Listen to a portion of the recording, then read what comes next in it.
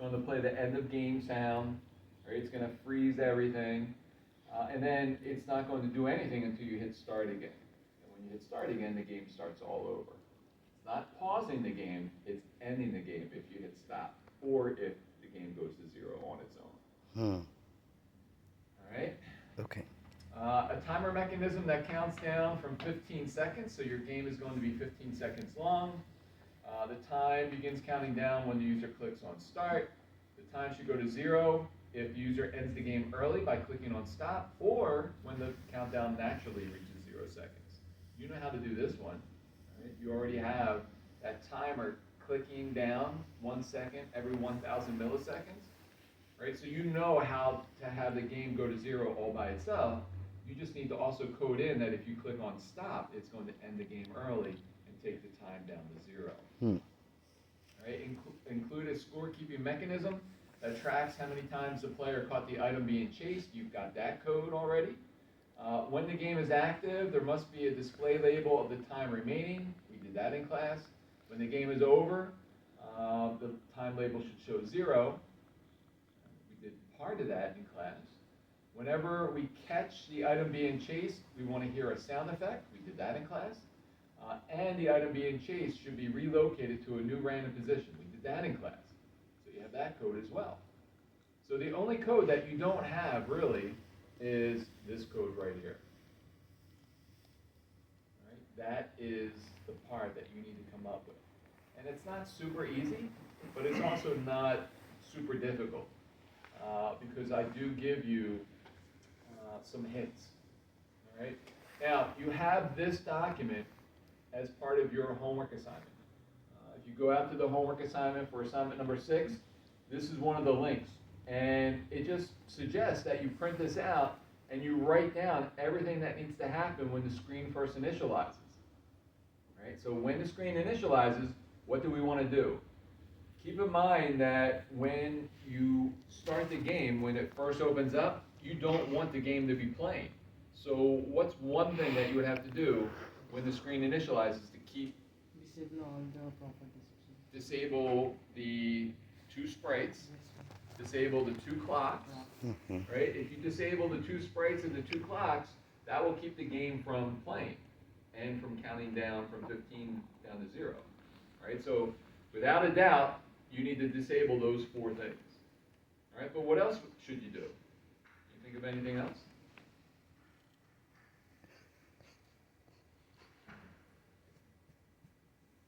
When the screen initializes, disable sprites, disable clocks. What else when the screen initializes? What else do you think we should do? Background music. Say that again, please. Background music, sir. Background music. All right, so you have a choice, all right, with the music. What do you want to do? Do you want to make sure that it's not playing, or do you want it to start playing? That's totally up to you. All right, but whatever you decide, make sure that you follow it up with the correct image for the button. All right, can you think of anything else?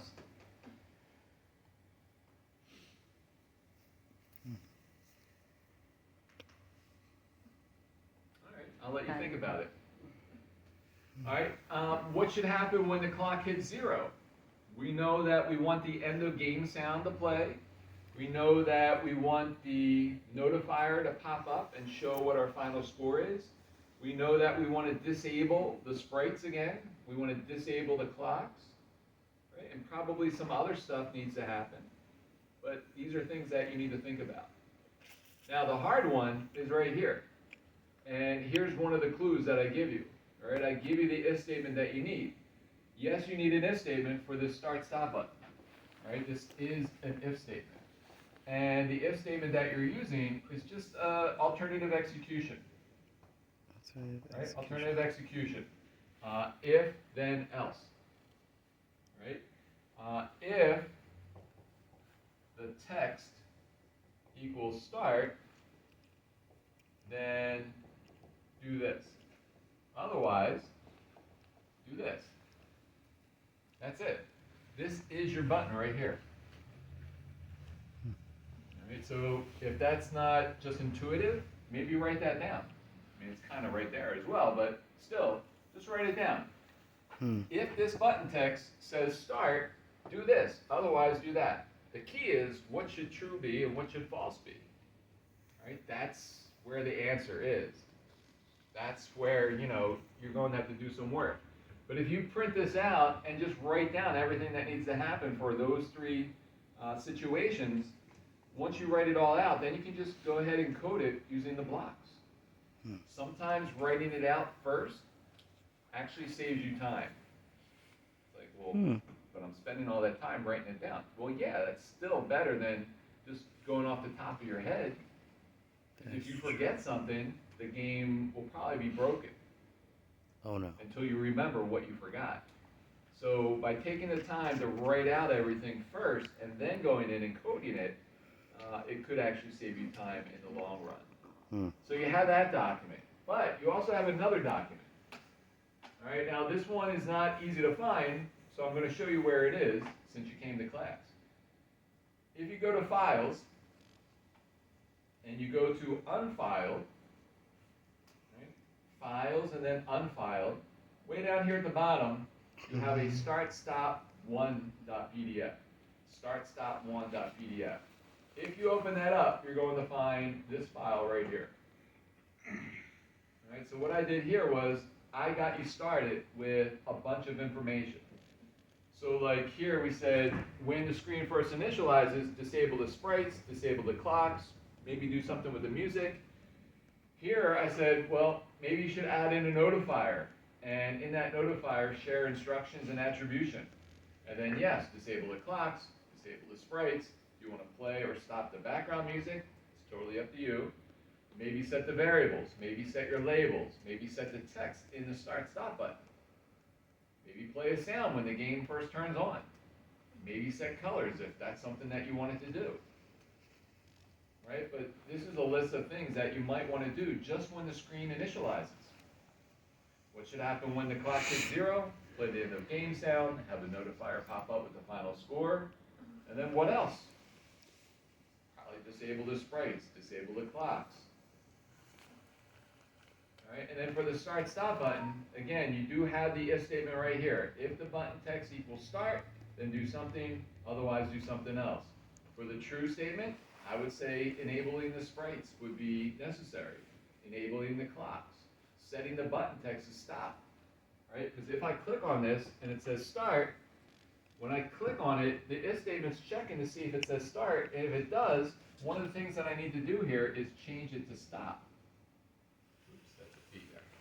Right? Change this to stop. But if it's false, that means it doesn't say start, it says stop. So one of the things I need to do here is changing the word to start. Right? Because this button text is going to keep going back and forth. Start, stop, start, stop. Right? So if true, it already says start. The last thing I should do in the true statement is change the word to stop. But if it's false, that means it says stop right now, and the last thing that I should do here in my list for false is change it to the word start. Plus a bunch of other stuff. All right, so again, it's not easy, and you don't have a ton of time if you didn't work on it at all over break, and that's why I'm giving you so much of the answer. It's not the entire answer, but it's a lot of it. It's the most important stuff. The rest, you should be able to fill in. You just have to sit there and think about it for a while. All right? Any questions? You can definitely do it. Remember, this is the only part that you don't have. And now you have a lot of it. The rest is just rebuilding the game from scratch. Because what you can't do is you can't take what we did in class and build on that. You need what we did in class as a file for your portfolio. All right? You cannot just edit the file that we made in class. You have to start over with nothing and start rebuilding it. All right, so don't wait too long to get started. Again, I do have office hours Tuesday and Friday, but they're 10-minute time slots so that I can fit in as many people as possible. All right, I did post up an announcement. There's a link in that announcement from today where you can click on it. Some of you have already clicked on it and reserved a time slot. definitely do that. Hold on, All right, that's so any questions about anything that we've covered so far?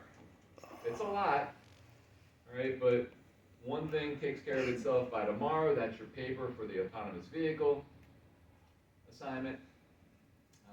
The portfolio, most of you already have all the files in your portfolio already, so you don't have to worry about that. It's really just this game and then studying for the final. Hmm. Everybody's good? No questions? All right, everybody looks tired. I feel tired too. It's hard the first day back, Uh-huh. right? Because you're used to your freedom, right? And now it's like, we got a schedule to follow. It's tough. All right, but remember, it's your last week. Hmm. So you want to finish as strong as possible. So make sure that you get your sleep this week. You know, try to eat healthy for at least a week so that you don't get sick going into finals. And then keep in mind that once you take your finals, you have off for like a month before the next semester starts. All right, so just push yourself as hard as possible for this last week. All right, let's get started with our last topic. Our last topic is big data. All right, first thing I would ask you is, what is big data? Yeah, somebody says, hey, what's big data? Well,